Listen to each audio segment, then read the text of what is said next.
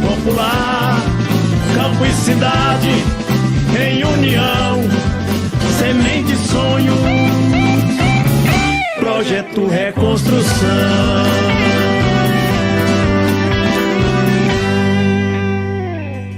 Olá, saúde e paz. Eu sou Alessandra Miranda, da Secretaria Executiva da Sexta Semana Social Brasileira, Mutirão pela Vida por Terra, Teto e Trabalho, uma iniciativa da Conferência Nacional dos Bispos do Brasil e parceiros e parceiras organizadas em movimentos sociais, em movimentos populares, universidades e pastorais sociais. A gente tem a alegria de realizar esta websérie, que tem como tema central o Brasil que temos. O Brasil que temos faz parte de um programa do Projeto Popular para o Brasil que temos, o bem viver dos povos.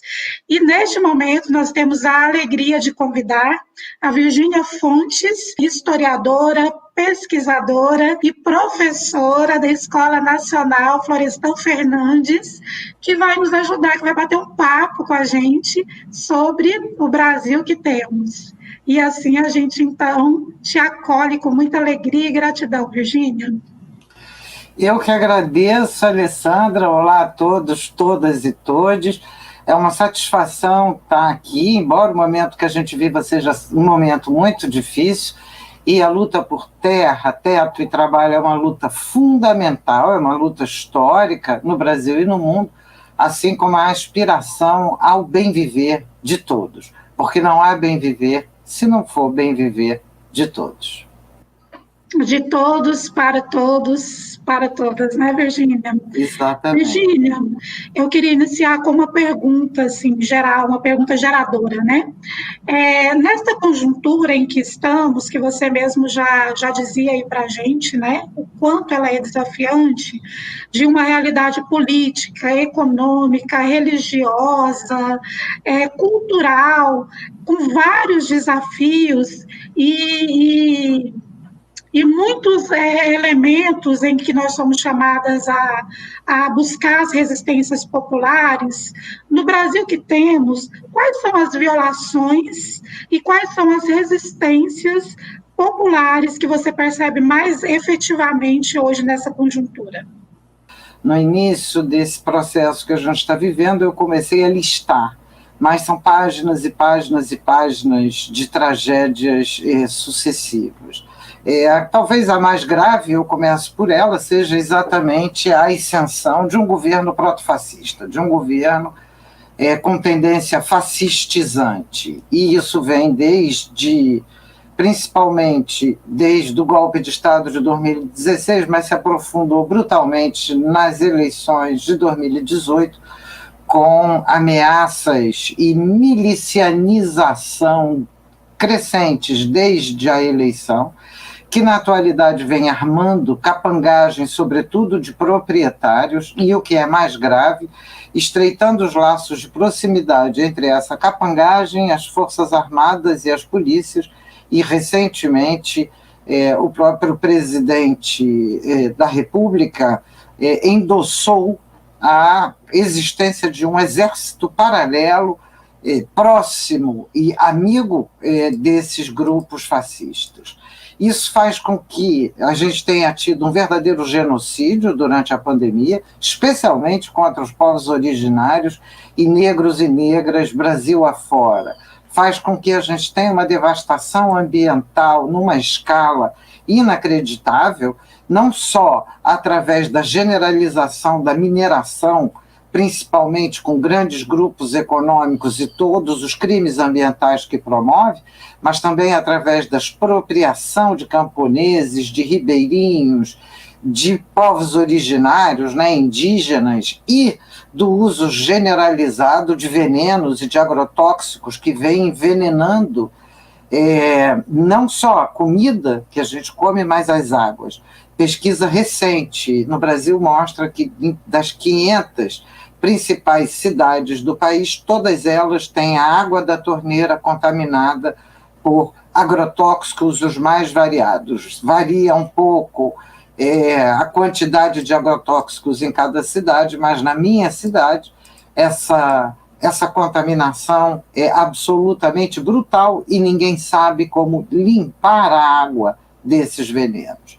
Além disso, nós temos uma devastação da vida urbana e o corte de direitos, a redução do direito e da assistência social, as formas de privatização da assistência social, o estrangulamento dos recursos do SUS e da educação, uma espécie de naturalização da corrupção no seu cotidiano, levam ao aumento da fome e da miséria que está estampada em todos os lados.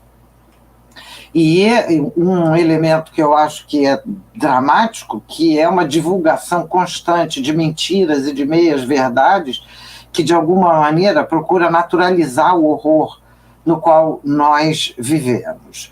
E como você incluiu a questão das religiões, é muito importante lembrar que a laicidade pública, que é uma condição da vida política em sociedades, sobretudo em sociedades tão grandes, tão densas, tão populosas como a nossa, foi pintada como se fosse um horror por várias correntes religiosas.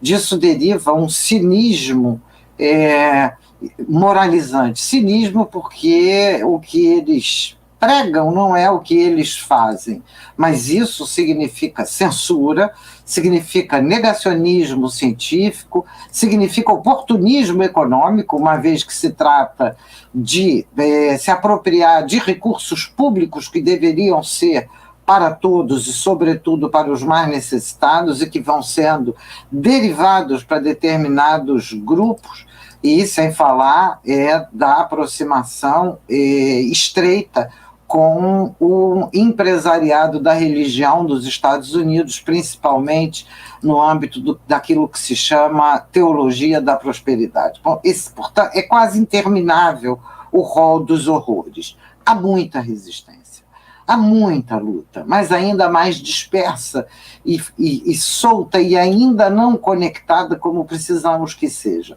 Agora, recentemente, no dia 9, nós tivemos manifestações e eu estava em Brasília. Eu até fiz questão de colocar esse colar da etnia Funiô e lembrar que está havendo um acampamento em Brasília absolutamente formidável dos povos indígenas contra o genocídio, contra o massacre, contra a votação do marco temporal. Há muita, muita luta e muita resistência de negros e negras, de mulheres, pelo direito à autodeterminação feminina, de trabalhadores que começam a reivindicar e recomeçam a enfrentar a brutalidade, o corte de direitos e a brutalidade policial, a luta dos povos originários, a luta dos LGBTQIA+, a luta pela natureza, que não é simplesmente uma luta pela natureza, mas é uma luta por uma relação sociometabólica que seja humanizada e não devastadora tanto da natureza quanto dos próprios seres sociais. A resistência nas igrejas e a resistência também em partidos políticos. Já conseguimos ter um grupo coeso? Não, ainda não, mas talvez mais adiante a gente possa pensar em o que precisamos, não é? Em mutirão, construindo o bem viver. Em mutirão, construindo o bem viver. Virgínia, é um contexto muito desafiante, difícil, né? Indigesto, inclusive. Genocídio, violências, fascismos, desmonte das políticas sociais, miséria, corrupção, a naturalização do horror, né? Como você disse agora, e as resistências populares em defesa dos direitos da natureza e dos direitos das pessoas, né? Os direitos humanos. Virgínia, como é que a gente chegou até aqui? É uma pergunta que tira o sono da gente, mas a gente queria muito te escutar. Como é que a gente chegou até aqui, né? Nessa conjuntura toda tão difícil. Bom, Alessandra, a gente vai ser muito breve aqui, então eu vou dar um painel muito rápido, porque eu diria que são caminhos do horror que estão colocados no mundo, na nossa contemporaneidade. Esses últimos 60 anos expressaram um avanço brutal do capitalismo, e eu vou apontar apenas 3 facetas que são constitutivas do capitalismo e que são o lugar onde fermenta o horror. Ponto 1, expropriações de indígenas, de ribeirinhos, de camponeses, do povo do campo, que continua. Mas essa expropriação do povo do campo, atualmente vem seguida de expropriação das águas, impediu o acesso da humanidade às águas doces e às águas salgadas, expropriação de sementes, do direito à germinação de sementes, pela imposição de sementes Terminator, expropriação da patente de vida, daquilo que constitui a própria vida, expropriação de direitos. E isso só faz se aprofundar. Essa expropriação gera crescentemente população que desprovida de tudo, precisando vender força de trabalho a qualquer custo e de qualquer maneira. O segundo ponto é uma exploração brutal desses trabalhadores, com ou sem contrato, e a expropriação de contratos e de direitos integra o processo expropriatório, mas a exploração é cada dia maior, e você anda nas cidades e a gente está vendo trabalhadores que trabalham 12, 13, 14, 16 horas por dia, 7 dias por semana, sem poder ficar doente, sem ter licença para nada. E o terceiro ponto é o crescimento brutal da concentração da riqueza, que é expressa através da centralização e concentração de capitais, tanto brasileiros quanto estrangeiros, do que resultam lucros obscenos à custa da devastação que eles próprios criaram, além do endividamento dos estados e da população. Essa expansão capitalista hoje não tem mais nada a oferecer, embora ela continue devastando o mundo. E agora oferece só brutalidade, xenofobia, racismo, intolerância, sexismo, machismo, patriarcado, devastação ambiental. Isso acontece no mundo inteiro e nós estamos assistindo um avanço inquietante de extremas direitas neo- ou proto-fascistas e, na sequência, exatamente dessa expropriação de direitos e dessa exploração desenfreada dos trabalhadores, tanto nos países centrais quanto nas periferias. No Brasil nós temos a mesma cena, mas aqui ainda é agravado por um governo proto-fascista que simplesmente defende, dissemina racismo, dissemina machismo, dissemina homofobia, além de uma subserviência colonial e colonizada e da disseminação da brutalidade no trato com os subalternos. Se esse é o caminho do horror, é importante, entretanto, lembrar também que quando a gente faz uma avaliação desse tipo, é preciso levar em conta que se nós chegamos aqui é porque nós também fomos fracos. Nós lutamos, e lutamos muito, mas talvez tenhamos nos concentrado em apenas tentar melhorar o capitalismo, em vez de resolutamente ir contra ele e ir além dele. E isso praticamente no mundo inteiro. Nós confiamos na democracia, e temos de confiar, mas esquecemos que a lógica do lucro é profundamente antidemocrática, embora fale da boca para fora. Em democracia, o que faz é reduzir a democracia a uma casca vazia. E isso distancia as populações da defesa da verdadeira democracia e conduz aos golpes de Estado e ao fascismo. A gente esqueceu que a democracia não se limita ao conjunto das instituições erigidas em determinados momentos históricos, que são de fato conquistas, mas que estão sempre sob o tacão, sob a ameaça da sua destruição. Democracia só existe quando ela é democratização, isso é, quando ela é luta permanente e organizada contra as desigualdades e contra as devastações que a dinâmica social capitalista promove. Democracia é instituinte, não é instituída. Por isso, em parte, a nossa fraqueza decorre da gente nem sempre ter enxergado o modo de agir dessas classes dominantes, em que equipes pagas a peso de ouro, de advogados, de entidades empresariais, de think tanks, de instituições aparentemente sem fins lucrativos, mas que se nutrem dos recursos públicos que deveriam estar indo para a maioria da população, simplesmente atuaram no mundo inteiro e no Brasil com uma ferocidade impressionante para a redução desses direitos e a transformação constante no direito e nas próprias constituições em direção a reforçar o poder dos mais fortes e a dizimar, desbaratar, fragmentar a capacidade de organização do maior número da população e dos trabalhadores. Com isso, introduziram nas próprias constituições o princípio do lucro, e isso apaga o princípio da democracia, que é o princípio da igualdade. E isso é algo que nós temos de estar muito atentas nesse momento agora em que precisamos enfrentar o fascismo. A atuação, o segundo ponto que a gente muitas vezes enxergou pouco foi a atuação empresarial voltada para capturar as lutas populares e procurar esterilizá-las. É muito importante lembrar que filantropia não é a mesma coisa que solidariedade. A filantropia pode ser a arma dos ricos para silenciar as grandes maiorias, ou pelo menos uma parte delas. E a filantropia pode se converter também num grande mercado financiado pelo empresariado, que age como se fossem bombeiros incendiários. Eles criam o problema para vender uma solução, e essa solução ainda é gasolina sobre o incêndio. Portanto, nós temos de ver os limites que tivemos e superar os nossos próprios limites nas próximas lutas. Em mutirão, construindo o bem viver.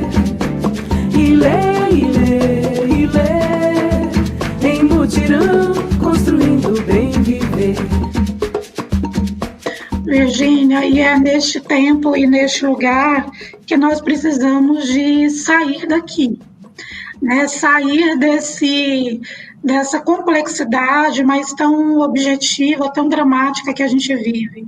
Quais são as pistas de ações ou iniciativas que você acha que a gente pode potencializar enquanto resistências populares para a gente sair desse lugar tão dramático em que estamos hoje? Alessandra, novamente são questões, e eu acho que são questões importantes, que é derrotar o fascismo. E derrotar o fascismo em todas as suas dimensões, em todos os quadrantes do planeta onde esteja. No nosso caso, a primeira e urgentíssima tarefa é apear, retirar esse governo proto-fascista e impedir novas eleições de fascistas. No Brasil, o estrago realizado por essas eleições, que foram baseadas em manipulações de internet, em chantagens militares, policiais e milicianas, e pelo próprio cinismo empresarial e religioso, o estrago é de dimensões até difíceis de quantificar e de qualificar. Essa é a nossa primeira tarefa. Eu não tenho certeza se, mesmo que a gente consiga isso, e eu acho que isso é fundamental, eleger um candidato antifascista, e essa é uma questão crucial, mas qualquer candidato que seja eleito não conseguirá reverter o que foi feito.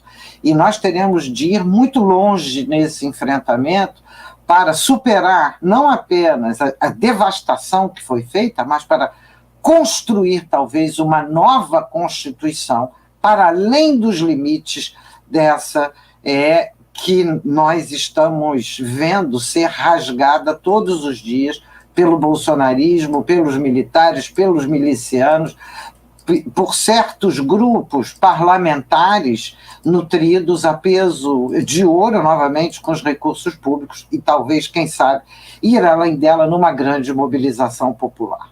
Portanto, todas as lutas contra a desigualdade precisam ser nossas lutas. Todas elas, sem exceção. Nós vivemos uma sociedade que é uma verdadeira máquina de produzir desigualdade, de expropriar numa ponta, de explorar na outra ponta e de devastar a natureza no meio disso. Portanto, é uma máquina de destruição a sociedade que nós vivemos, que é uma sociedade capitalista brutal. Então, portanto, a luta contra o capitalismo, hoje, a cada dia, a meu juízo, se evidencia como uma luta de todos aqueles que são oprimidos, explorados em todos os quadrantes e em todas as suas formas. Portanto, as opressões racistas, sexistas, homofóbicas, as opressões que são brutais no nosso país, por desigualdade de residência, porque a gente está falando de teto, trabalho, não é? Nosso país segrega por endereço, nosso país segrega por ausência de endereço, nosso país segrega por considerar que a pessoa que não tem carteira de trabalho não trabalha, quando, ao contrário, hoje nós temos uma enorme massa de trabalhadores sem direitos, mas que estão sendo explorados direta e indiretamente pelo capital. Então, me parece que nós precisamos refazer o aprendizado da verdadeira radicalidade. Radicalidade é ir até a raiz dos problemas, para enfrentá-lo de fato. E, portanto, abrir a construção de uma unidade da diversidade explorada e oprimida.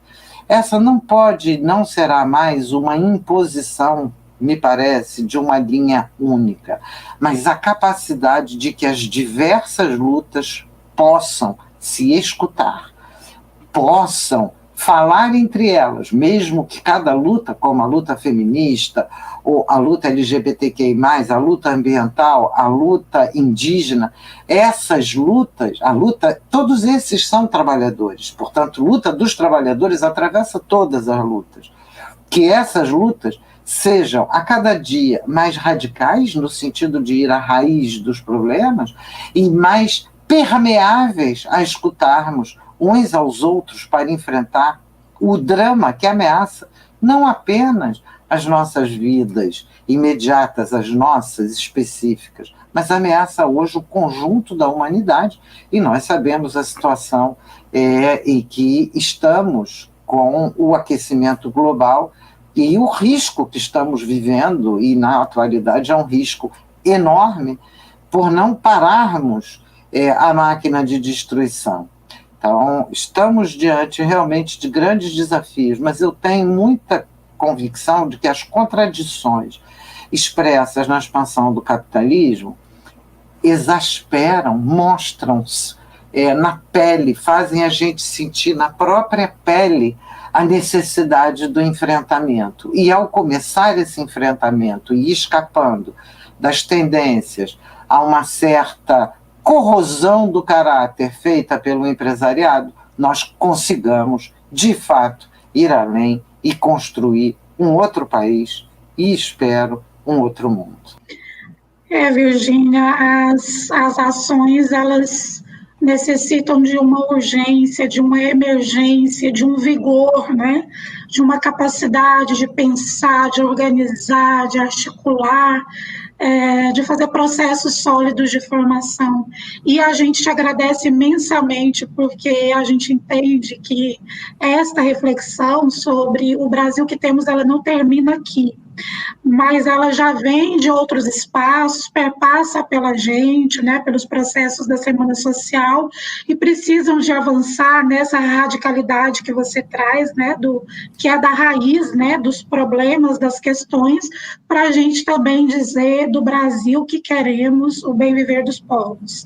Então, a gente agradece por ser esta voz profética, ousada, radical e de esperançar neste caminho de construção de um Brasil que seja justo, que seja honesto, que seja includente, que seja diverso e que seja, sobretudo, amoroso, né, com o seu povo, na garantia de todos os direitos que todas e todos nós merecemos. Então, eu deixo para você agora fazer uma saudação final para esse momento e na expectativa de que a gente possa se encontrar em breve. Eu quero te agradecer o convite e agradecer à Semana Social Brasileira a oportunidade de estar aqui e a essa equipe formidável de mulheres que está aqui apoiando o evento, a Ilani, a Osnilda Lima e você, Alessandra, e dizer a todos, todas e todes que resistir hoje é enfrentar. Enfrentar no começo parece difícil, mas quando a gente descobre que não é possível resistir sem enfrentar, talvez a gente encontre aquela chama necessária, que é fundamental, para a gente levar adiante um mundo que precisa ser igualitário. Um mundo de desigualdades não é um mundo diverso. A diversidade só pode florescer na igualdade. Na desigualdade, só quem medra, só quem brota, é a hierarquia, a prepotência e a autocracia. Portanto, por um mundo de iguais e por um mundo no qual possamos nos relacionar com a natureza como seres humanos e não como predadores. Muito bem. Mais uma vez, muito obrigada, Virgínia. Resistir é enfrentar. Então, a gente também convida para que vocês possam nos acompanhar na próxima websérie, que refletiremos um pouco sobre o Brasil que queremos, né, nessa continuidade, reflexão, o Brasil que temos, o Brasil que queremos, e contaremos, então, com a presença do também muito especial entre nós, Dom Vicente de Paula, que também tem sido uma voz extremamente profética e ousada na defesa dos direitos humanos e do direito da natureza. Campo e cidade em união, semente e sonho, projeto reconstrução.